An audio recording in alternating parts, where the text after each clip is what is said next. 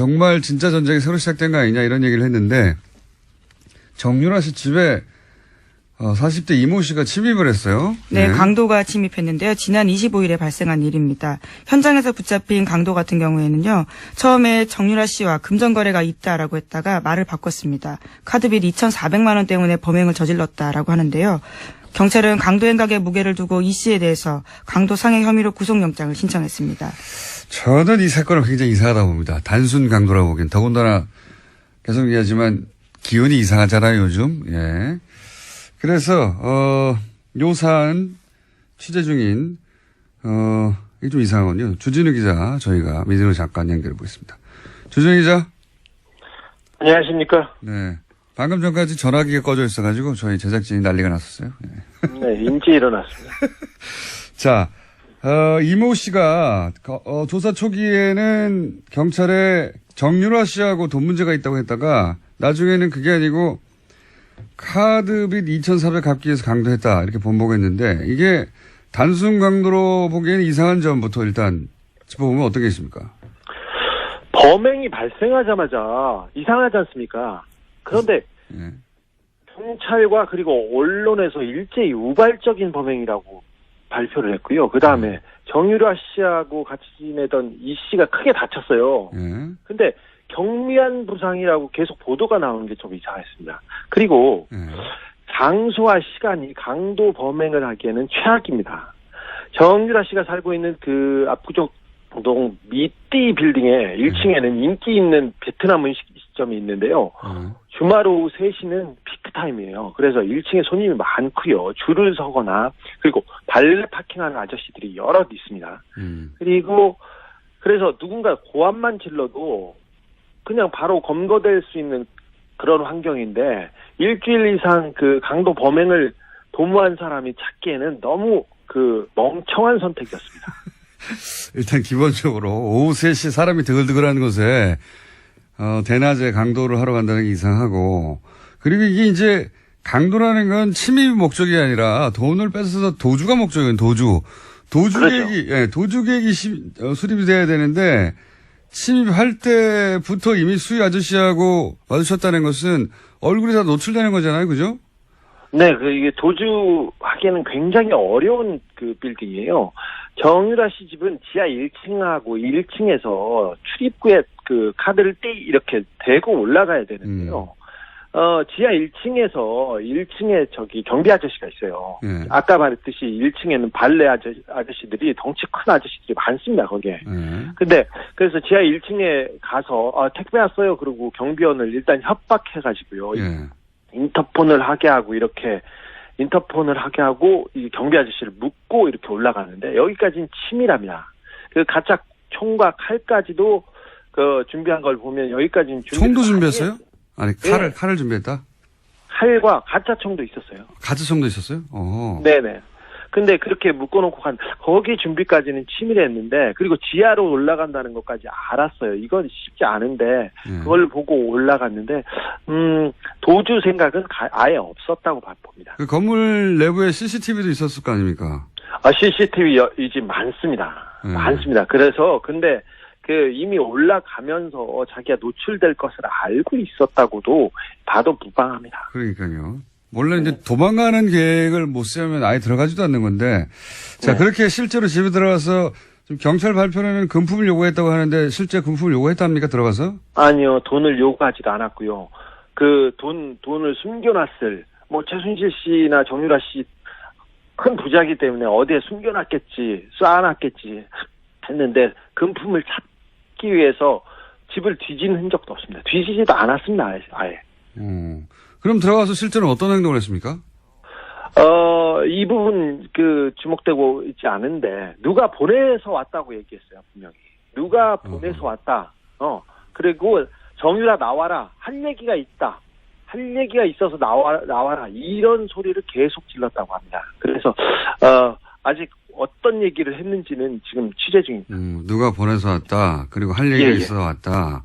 네. 그 외에 또 어떤 행동을 했습니까? 정유라 씨는 이 빌딩에 그 6층, 7층에 복층 있는 집에 살고 있는데 6층에는 고땡땡 유모가 살고 있고요. 유모가 고모. 있고, 네. 7층에는 정유라 씨가 지내고 있어요. 예. 원래 6층에 정유라 씨가 살았어요. 예. 그리고 7층에는 정윤혜 씨와 최순실 씨 방이 있었어요. 예. 각방이었습니다, 사실. 별걸 다 예. 저 이제 네, 거기에 어떤 사진이 걸려 있고 예. 이상한 도령 사진이 걸려 있고 그렇습니다. 그 40대 계안이 6층에 올라가서 예. 모모의 신분증을 뺐었어요. 신분증이요?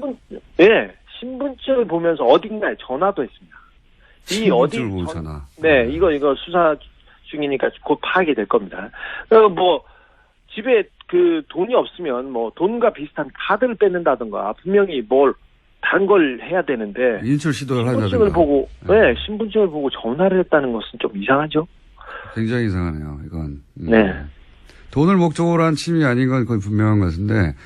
그리고 아까 이제 마필 관리사 같이 거주하고 있던 마필 관리사 이모 씨가 이제 다투다가 칼에 찔렸다. 그런데 뭐 경미한 부상 정도 생명 지장이 없다. 이런 식의 보도가 있는데 사실 아닙니까?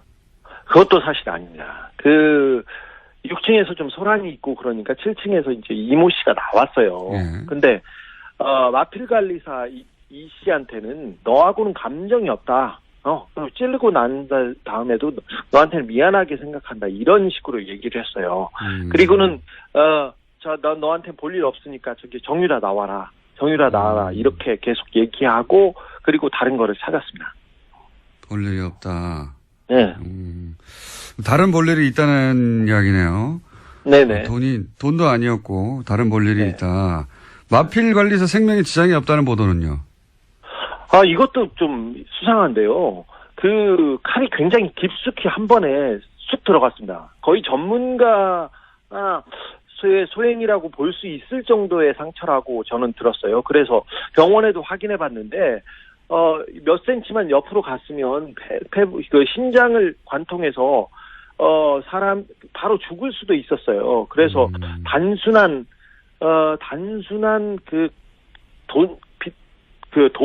빚 때문에 벌인 범행이 분명히 아니라는 것은 분명합니다. 피가 너무 많이 나서요. 네. 그 생명에 지장을 줄 뻔했습니다. 범인이 전과가 없는 초범이었는데요. 칼을 매우 잘 쓴다는 특징이 있습니다. 그렇군요. 그럼 신고는 누가 한 겁니까? 신고한 사람도 안 나왔는데. 네, 사실 초범이 이렇게 칼 쓰다가 이거 쉽지 않거든요. 손 다치고 힘든데 이거 말끔하겠습니다. 신고는요. 괴한이 소란을 피우고 이 씨하고 격투가 벌어졌지 않습니까? 그래서 정유라 씨가 아이하고 이렇게 방의 문을 잠그고 방 문을 붙들어 잡고 있으면서 전화를 했습니다. 정유라 씨가 누가 신고하는지 보도가 안 돼가지고. 그러면 정유라 씨 정도는 굉장히 중요한 증인인데 경찰이 건물을 감시하고 신변보호하고 있지 않았나요? 사실 경찰 한 명이 보호하고 있었습니다. 근데 이모 씨가 이 부분도 따돌리고 들어갔습니다. 심상치 않네요. 그러면 마지막 질문인데 이게 돈도 목적이 아니고 무슨 할 말이 있어 왔다. 신분증을 뺏어서 어디론가 전화했다. 종합적으로 볼 때 따로 볼 일이 있었다고 했던 그 볼 일은 뭐라고 지금 아직 취재 중이긴 하겠지만.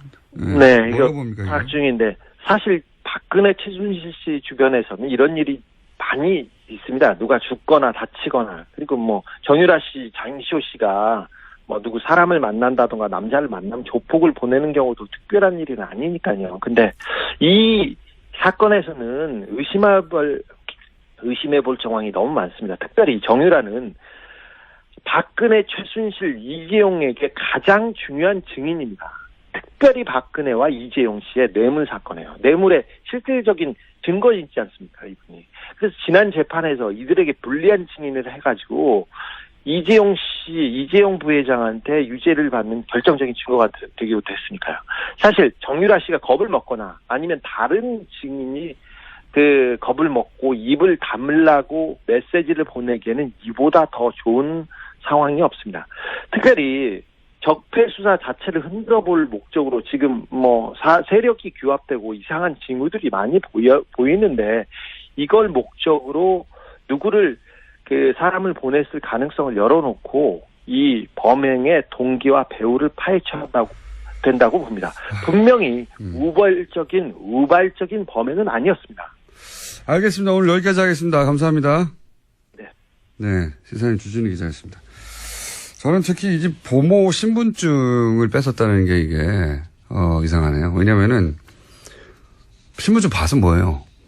아무 상관이 없잖아요. 근데 그걸 강도라고 생각하면 이상한데, 그게 아니라, 거기 있는 모든 사람의 심리적 압박, 거기 같이 있던 마필 관리사, 유일한 남자였거든요. 그 사람은 칼로 찌르고, 그리고 보모는 신분증을 누구한테 신분을 불러준다고, 주민등록번호 불러준다고 생각해봐요. 보모 입장에서 굉장히 심리적 압박이거든요. 누군가 내가 여기 근무하는 걸 알고 있다.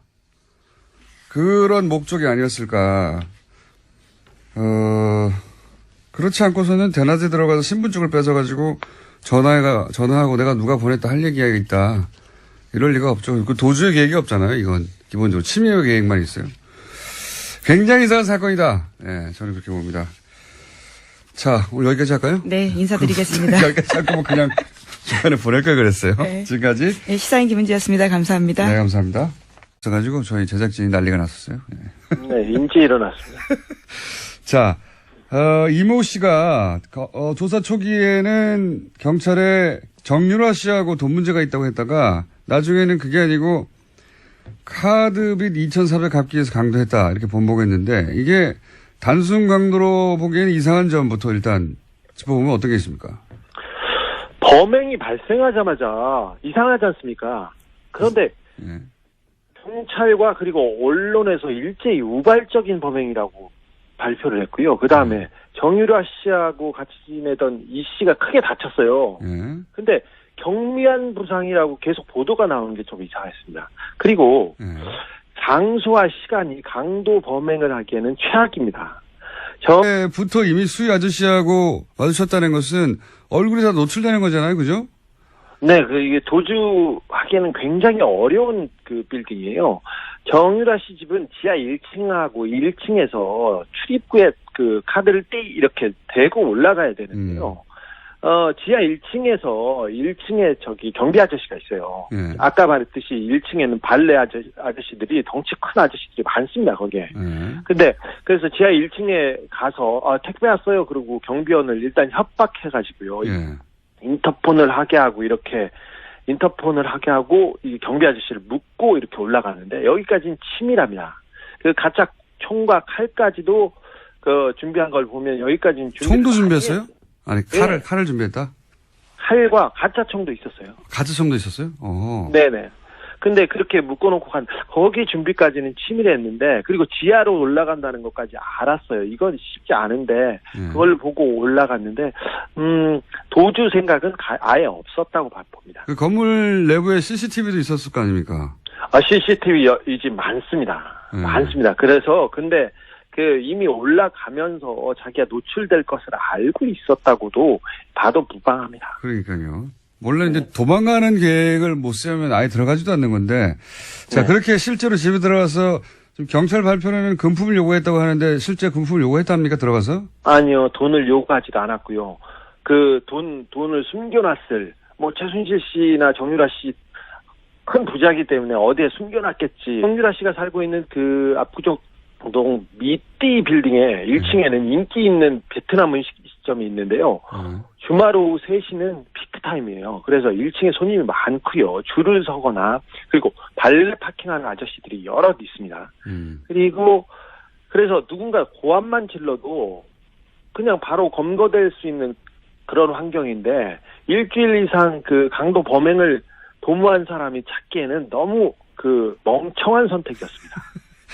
일단 기본적으로 오후 3시 사람이 드글드글하는 곳에 대낮에 강도를 하러 간다는 게 이상하고 그리고 이게 이제 강도라는 건 침입이 목적이 아니라 돈을 뺏어서 도주가 목적이에요. 도주 계획이 그렇죠. 도주 계획이 수립이 돼야 되는데 침입할 때 정말 진짜 전쟁이 새로 시작된 거 아니냐 이런 얘기를 했는데 정유라 씨 집에 40대 이모 씨가 침입을 했어요. 네, 강도가 침입했는데요. 지난 25일에 발생한 일입니다. 현장에서 붙잡힌 강도 같은 경우에는요. 처음에 정유라 씨와 금전거래가 있다라고 했다가 말을 바꿨습니다. 카드빚 2,400만 원 때문에 범행을 저질렀다라고 하는데요.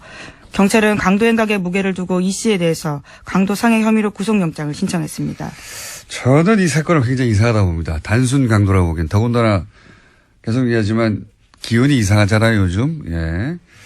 그래서, 요 사안 취재 중인, 이게 좀 이상하군요. 주진우 기자, 저희가 민진호 잠깐 연결해 보겠습니다. 주진우 기자. 안녕하십니까? 네. 방금 전까지 전화기가 꺼져 있었어요.